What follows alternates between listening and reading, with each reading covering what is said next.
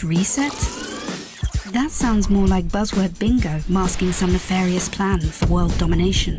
And I have to say, when I mention now names like Mrs. Merkel, even Vladimir Putin and so on, they all have been young global leaders of the World Economic Forum.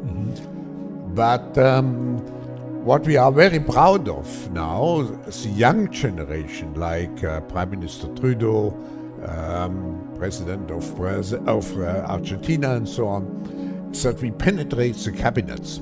So yesterday I was at a reception for Prime Minister Trudeau, and I know that half of this cabinet, or even more, half of this cabinet are actually young global leaders of the World Economic Forum. And that's true in Argentina too. Wow. Yeah. Sorry. That's true in Argentina as well. It's true in Argentina, and it's true in France now. Mm-hmm. I mean, with the president, with a young global leader, but... Hands up, this kind of slogan hasn't gone down well. But all we really want to say is that we all have an opportunity to build a better world. This pandemic has provided an opportunity for a reset.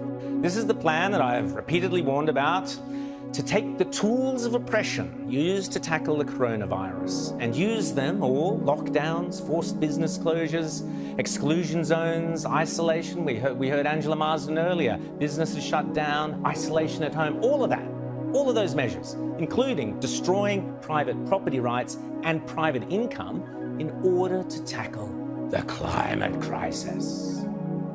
Now is the historical moment, the time, not only to fight severe virus, but to shape the system. We have a unique but rapidly shrinking window of opportunity to learn lessons and reset ourselves on a more sustainable path.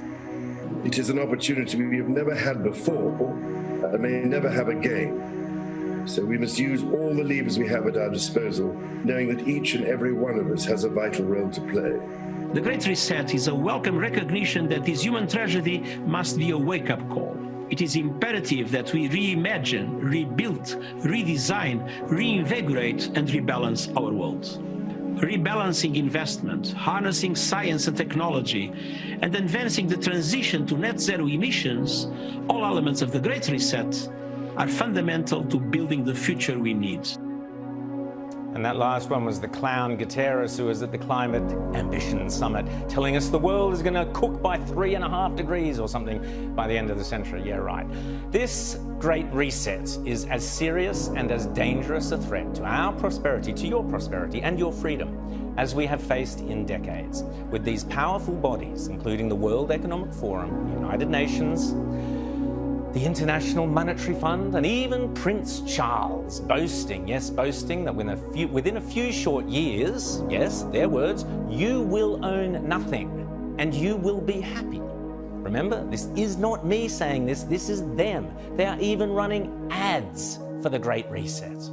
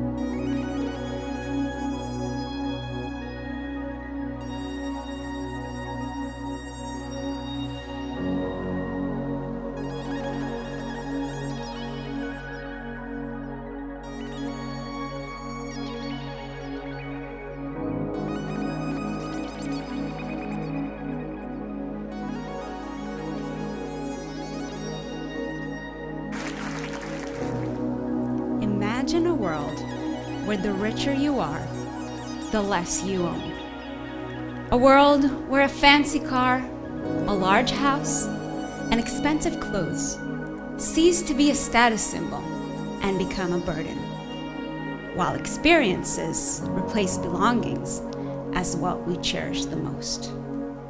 Imagine a world where all the physical products around us transform into digital services. How would life look like with no belongings, no commodities, no wallet, no assets or property? A world where the only things you can buy are services and experiences. Today, we're going to talk about the metaverse.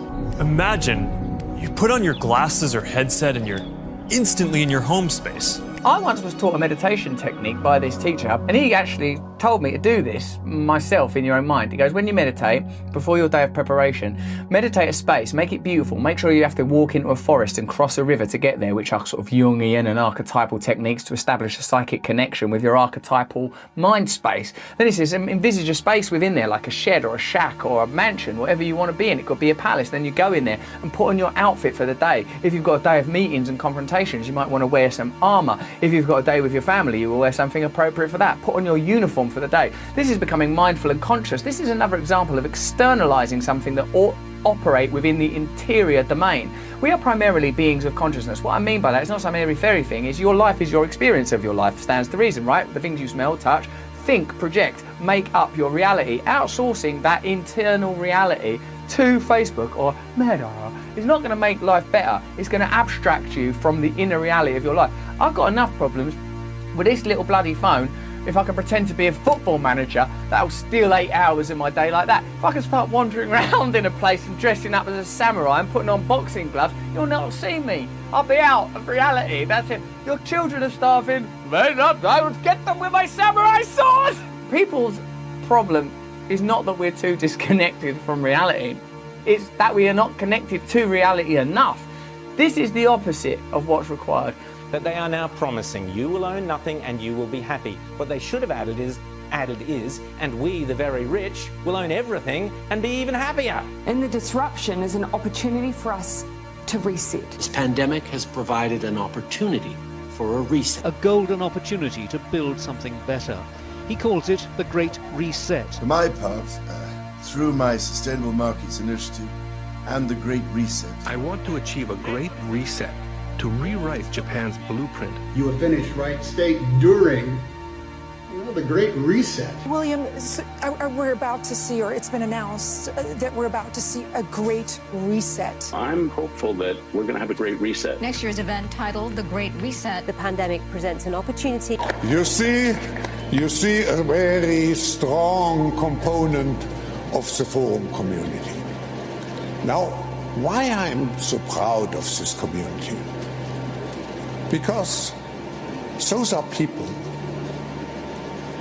really still believing in the interconnectivity which we have in our world, into the fact that we are all interdependent, which believe in the strength and force of action.